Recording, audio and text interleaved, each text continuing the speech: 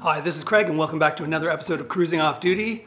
This episode you're about to see was actually originally in my mind being filmed for the average tech fan, but then after I filmed it, it was a great episode with Terry and I comparing all the drones we've done in the last 2 years. I realized this channel was sort of built on the foundation of drone videography. My very first drone, this Q500, this big beast, was the very first one I started filming and the reason I started publishing onto YouTube. And then obviously I moved on to the Mavic and that was very popular for many viewers.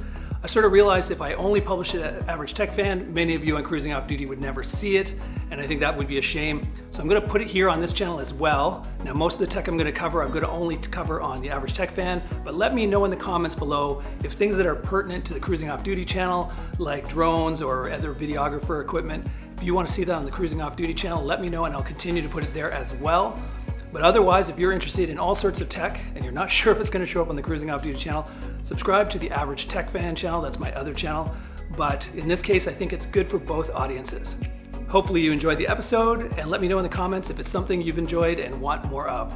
Talk to you later. Morning, good afternoon, or good evening, wherever you are in the world. I hope you're having an awesome day. Today we're gonna have an awesome day talking about the evolution of the drones over the last 2-ish years. And this is my good buddy Terry, which many of you will know from Cruising Off Duty. Hey folks. We did that one episode together. Well, we did a bunch of episodes together when we were sailing on the Ottawa River. Yep. But what got started is when we started getting into drones. That's when he started showing up on the channel.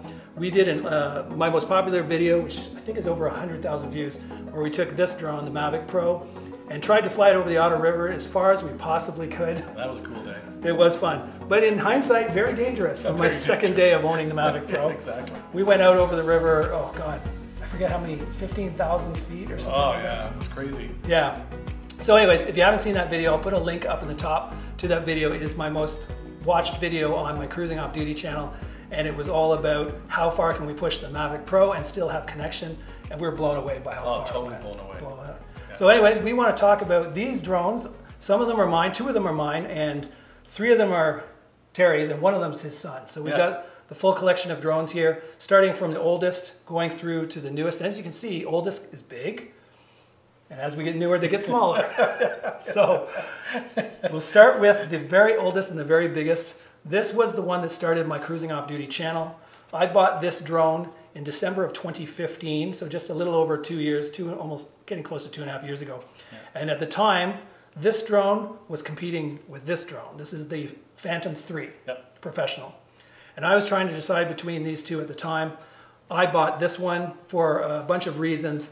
One was that it came with a pistol grip, which you could take the camera off the front and turn it into a motorized gimbal, which I thought was cool. It came with a case. Now, when you see this case, it's gonna blow you away. Yeah, these cases are wild. This was the travel case it came with. And it came with it, right? Yes, it came included. You didn't buy it extra? No, and the Phantom 3 didn't come with a case. No. So there are a bunch of reasons that I went with the, it was called the Yuneec Q500 4K, and there was an earlier version that didn't do 4K, so this was the 4K model, and I loved this drone. Oh yeah, it was quiet. It's quiet, it flew quite a long distance, I mean, not compared to the Mavic, but a pretty far distance, and it had a pretty good flight time. Yeah. So I loved it. And I'll throw some footage of it. It did an amazing video. I'll throw some footage over top of us now of some of the stuff we did on the Ottawa River. But that sort of started my channel because I was flying around the Ottawa River, showing different anchorages, putting those videos on Facebook. Yep. And then people at the club and the PN Sailing Club said, those videos are awesome on Facebook. The quality resolution, because Facebook down-reses everything, they were saying if you put it on YouTube, you get better quality because they'll keep it at whatever, 1080p or whatever you're filming at.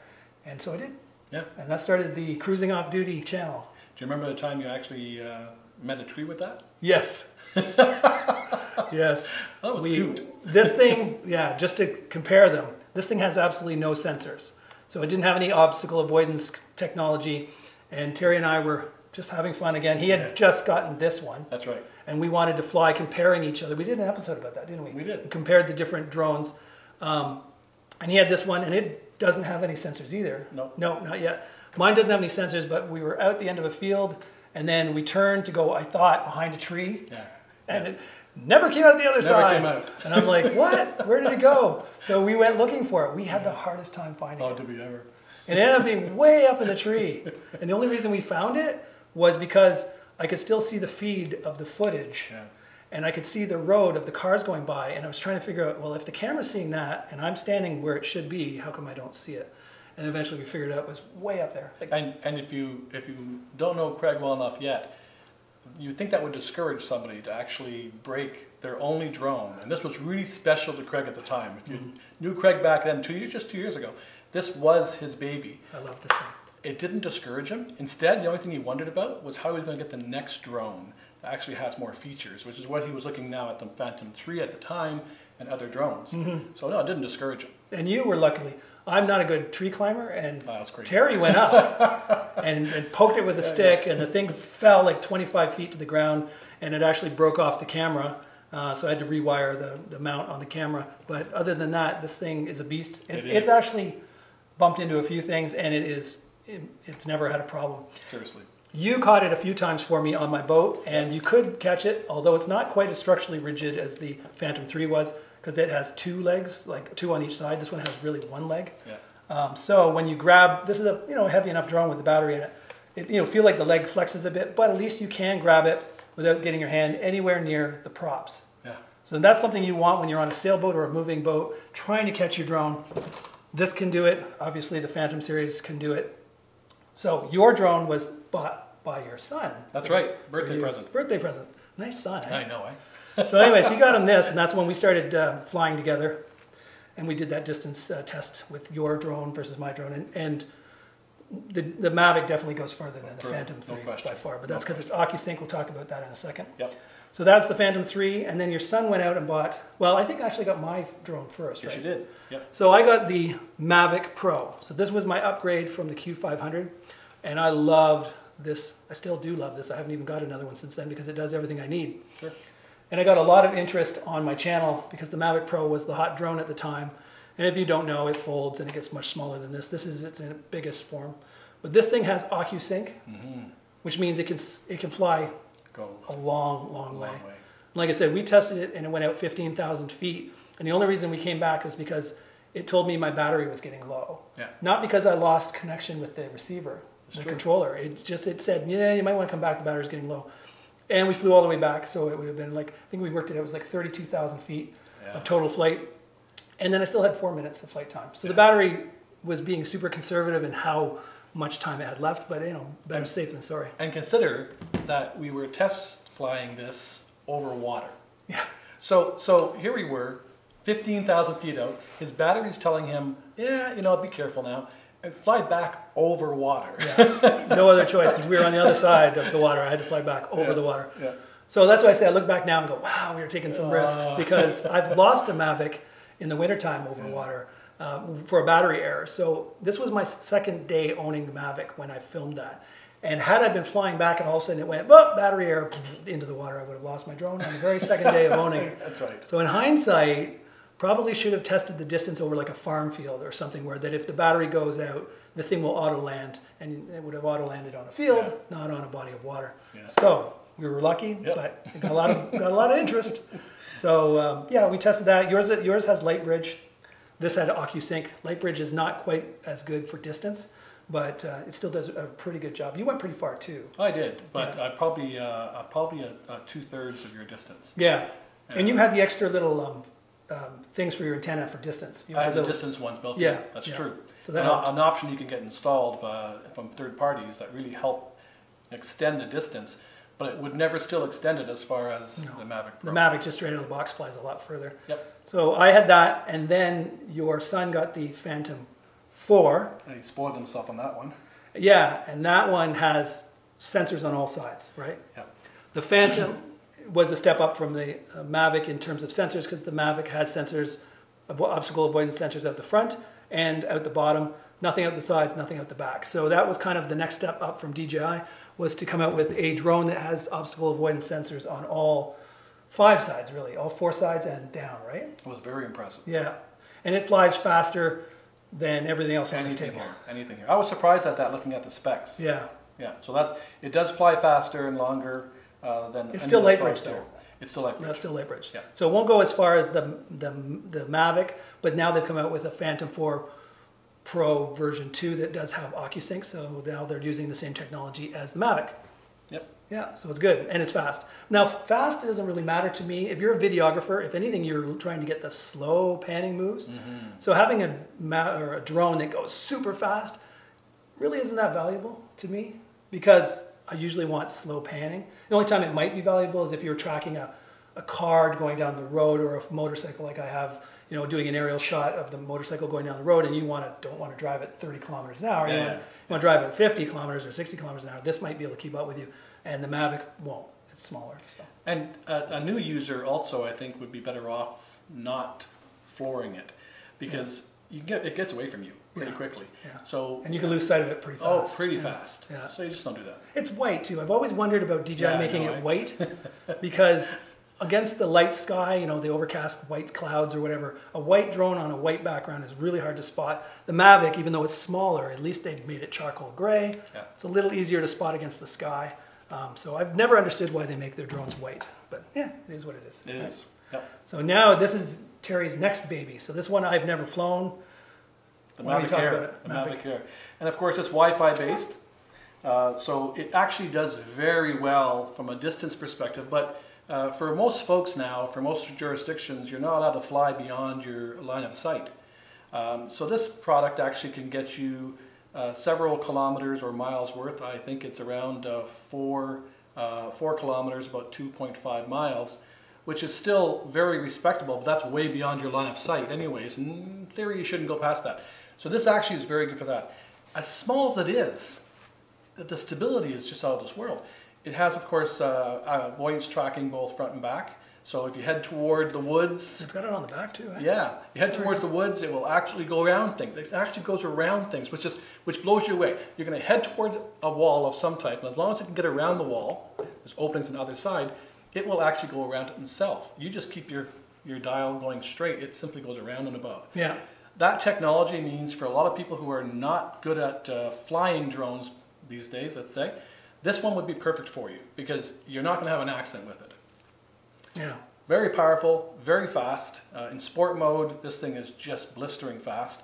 And you know, all the way around, it's the size of an iPhone 7 Plus. Yeah. So, and you show how it folds, because I was trying to figure it out. The front ones fold, does the back ones fold? Yeah, so these are actually numbered. So you'll see a number on these. So this is a 1 and that's a 2. So you're going to want to fold this down first. Oh, down. Okay, yep. I'm trying to fold it in like that. Yeah, fold them down first, and then fold them inward last. I was just trying to fold them forward. I don't know why. And the benefit here is that the whole thing fits in your hand. Show that to the camera. There are some folks who will display this as being put in your pocket, and you can do it. You can put it in your coat pocket if you wanted to, and take it places. Yeah. Very small, very light, and yet high quality as we expect from DJI.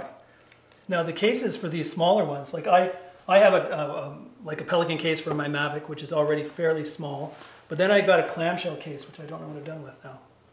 So this clamshell case, when the Mavic is folded up, will just go in here, and I have another smaller clamshell case for the controller, which is quite small when it folds up as well. And you can just throw this in your backpack whenever you're going traveling anywhere, go on a bike trip or whatever, just throw it in your backpack, and you've always got your 4K quality footage drone right in your backpack. Pull it out, fly, put it back, and be gone. Yeah. Before anybody knows you're even there. So. And of course, one of the new features that the Air has, I'm suspecting every other DJI Forward will have, is it has the ability to store video right on it. Yeah. So in case you forget your card, it has one on it, so you don't have to worry about losing that footage, which is new for DJI. It's the first model like that. I heard in the most recent Phantom 4 Pro, whatever the latest one is, that they no longer even have the SD card for your controller. Okay. Because I guess they're just putting a hard drive on the controller, and it's going to be like a buffer. Whatever your last flight is going to be there. So if your drone does crash, you'll still have footage if you download it from your controller without needing to put in that SD card. Yep. So that's pretty cool. Yeah. So all the way around, it's been a fantastic addition to the droning community. Getting a lot of good feedback, even on windy days, which I found incredible. It's actually very stable. Not as stable as the Mavic Air. The Mavic Air's weight really helps. And this is Mavic Pro, you mean? Mavic Pro, that's right. The This is the Mavic Air. Yeah, that's right. So the Mavic Air isn't as good on some of the windy days. It's not bad. Yeah. It's just not as good as Yeah, I think as you get smaller, then the wind just feels stronger for its size. Yeah. So, you know, the bigger drones can handle more wind, and then the Mavic can hold a little bit less wind before it starts to really, you know. But I'm always amazed, even though you see it visually, watch it, canting to compensate for the wind. Yeah. When you see the footage, it's still buttery Pretty smooth. good, eh? Like you're still like, I watched it twitching all over the place, and then when I see the footage, it actually looks normal. It doesn't even look like it's being blown around. Yeah. So have you found that with the Air? I have as well. It's been You excellent. see it moving, but then when you see the footage, it doesn't look. It's totally stable. Yeah. One of the nice things about the Air too, and a lot of folks have already commented on this on various other channels, is the sphere mode, where it can take off and go above your head. And what it does is it creates the illusion that you're leaving the world behind, and it creates a little globe of the world as where you were, and it goes up. Then it comes right straight down on you in the world. That mode is really quite sexy in terms of video quality. Yeah, and that's the good thing about DJI is when a drone first comes out, it'll have X number of features, and then like they'll update the software, and next minute it has a new feature that you didn't have when you first bought it. That's right. And that's pretty cool. And we were talking about obstacle avoidance. I know for a fact, because I've watched Delos actually happened, SV Delos, their channel. They had one of these, and they were on an island, and there was a big rock structure that they were filming, and they went around to the back side of it. Oh.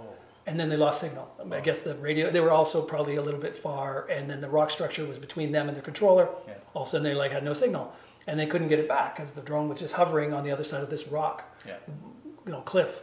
And they're like, what do we do? So eventually they're like, hopefully it'll just come back on its own. Sure enough, after a certain amount of time, and the battery gets below a certain level, Mavic will just, or any of these DJI products are smart enough to realize, I got to come back. Yeah. So what it did, and they had the footage because it was recording the whole time, it actually flew directly towards this big rock wall, and it realized it couldn't get through. So you know what it did? It went up. Ah, okay. It kept going up until eventually it was above it, since there was nothing there, flew over it, and then back to them. Yeah, very good. It's very smart. So it'll either try go left and right. Maybe it might go, like it probably assumes it's like a tree or something. It might go 30 feet to the right, nothing, can't get through, 30 feet to the original left of where it started, still can't get through. It'll try and go up, and if it can get over, it'll do that. It'll just keep trying until it eventually finds a way to get back. It won't just give up and go, oh, well, I guess I'm dead, right? So very smart. Some of the things I've noticed as well, and I'm talking about evolution of all these, coming back to the fact that when Craig and I had that experience in the tree, one of the things that I hear and see on the channels, other channels, is how the Mavic Air will go into the woods. And you have to admit, when you take your drone into the woods, it's probably the last thing you want to go. The branches, the trees are everywhere. Vines hanging Oh, out, it's just terrible. But what they show is how this actually keeps track of the branches in front of you and around you. So it will actually back itself up and go around, and you can continue throttling it forward because it'll find its way around trees.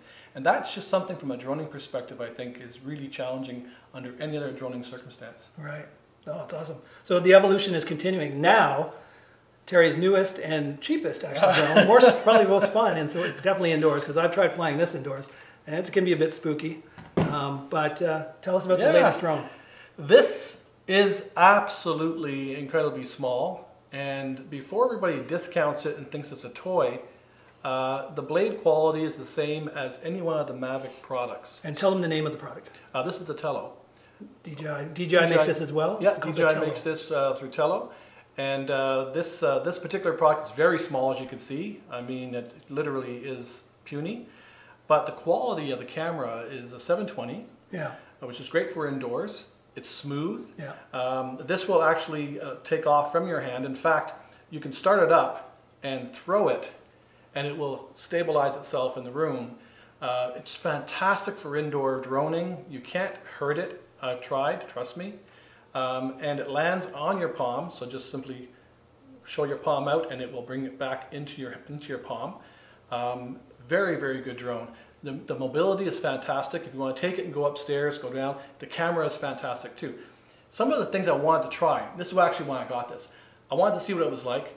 I thought about buying a couple of these and then having friends over and having sort of a game party. Obstacle course. Yeah, and just see who gets around the obstacle course fastest. It's just fun. Yeah. It's not that loud, although it's indoors. I certainly wouldn't try it outdoors much. Yeah, it gets caught by the wind a lot, because it's light. Seriously, if you have anything that's like, I don't know, 5 kilometers an hour or about 2.5, 3 miles an hour or higher, you will literally take off, it will simply go, and you can't bring it back. So I would leave this for an indoor toy. So it's an indoor drone, but you tell them the price. That's $99. And it came with a case? It comes with a case. It comes with a case. Now you fly it with your phone though, so it doesn't come with the controller, right? It comes just with your phone.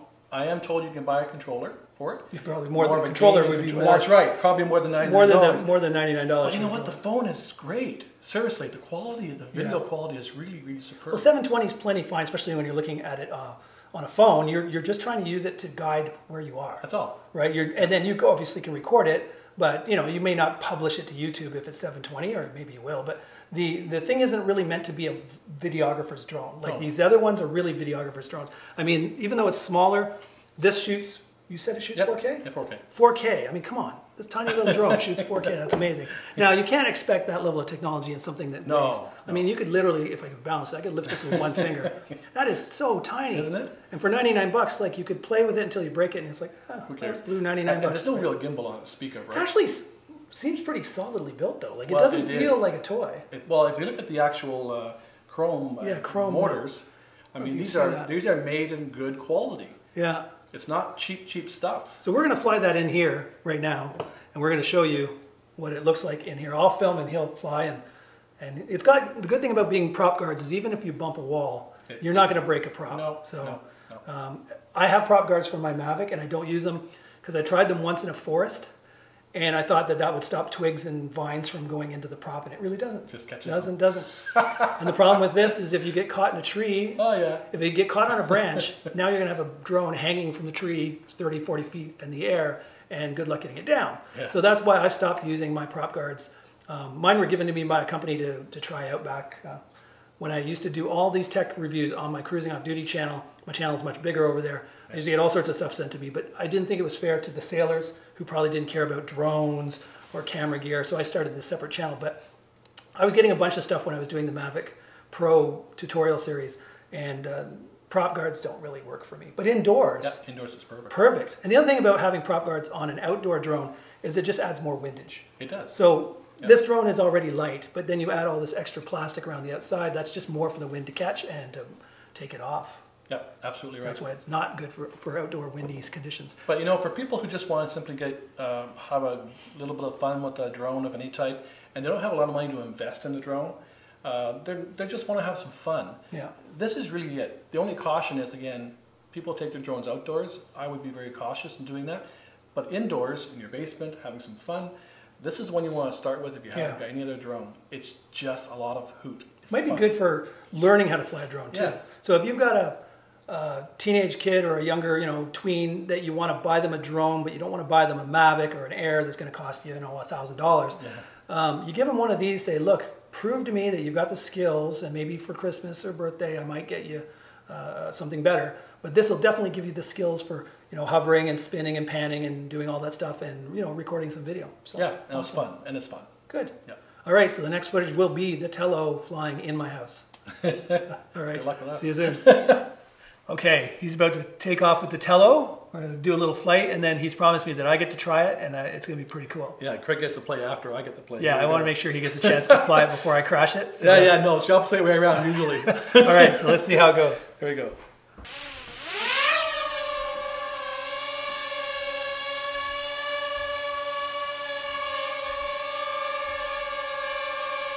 So the nice thing about this is you can't hurt anything. You really can't. It's the kind of thing where if you want to play, this lets you play. So while it's hovering there, bring the phone over to the camera and show them what the interface looks like. Bring it right up to the camera there. There we go. So you can see the options on the left-hand corner versus the right-hand corner. Yeah. So one is up, down, and left and right, and the other one's forward, backward. That's right, and you can spin it around left and right. That's right. But you know what? It's very simple. It just hovers there when you're not doing anything. Perfectly. And you can't hurt yourself. But if I want to land this now, I'm going to go ahead and press the land button, and then I'm going to press the land to hand versus land on the ground. So you'll see there's two options, which is land on the ground versus land on your hand. And we're going to press that land on your hand one. Okay. And when I've done that, it'll ask you if you're sure you want to do it, right? Yeah, it'll ask to make sure you want to do this. I'll say yes. It detects your hand. So it can detect underneath this device. There still is the traditional DJI sensors. Really? Yes. It's got sensors for 99 For bucks. $99, it's got sensors. Oh my God, I gotta get myself one So of these. now, Craig, there's no trees here, so please come have some fun. Okay. You film there, just make sure. This is what Craig enjoys the most. So which one of these, just the takeoff button? Just take that button, yep, top left hand All corner. right, well, here goes. I had a bad first time trying to fly my Mavic Pro inside my house. It was over on the lower roof. We have a nice high roof here. Oh yeah. But on the other side it was a normal roof, and I went all over the place. It was not good. Off.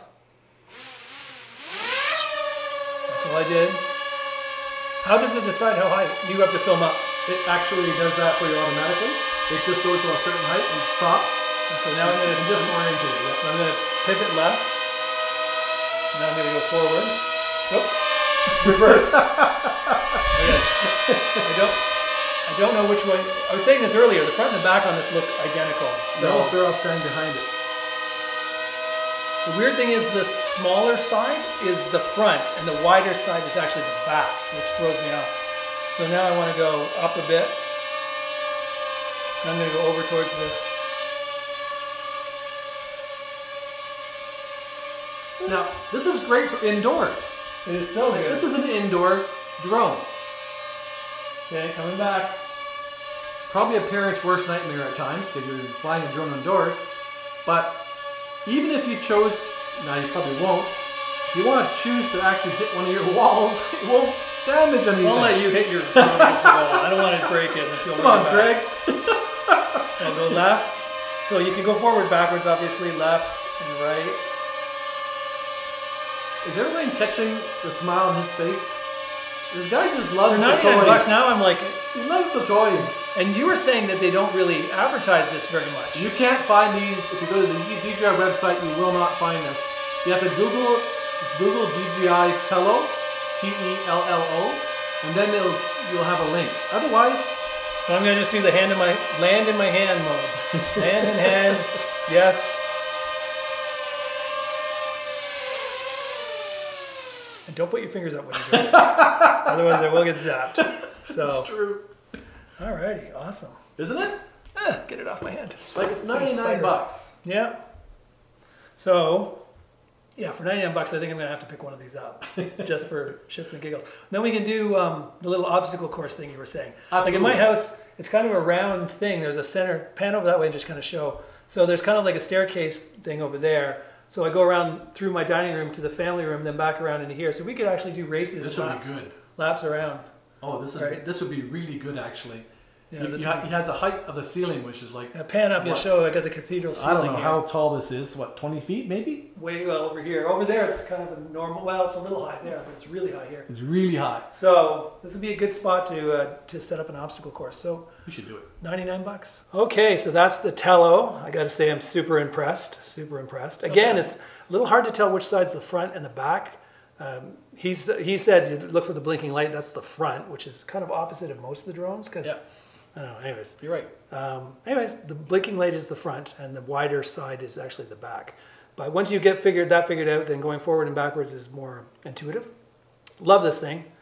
Definitely going to probably pick one up. Keep in mind that the camera doesn't flex, right? Up and down, there's no gimbal. So you will actually have to, your height, its height is what you're actually videotaping. We didn't even record.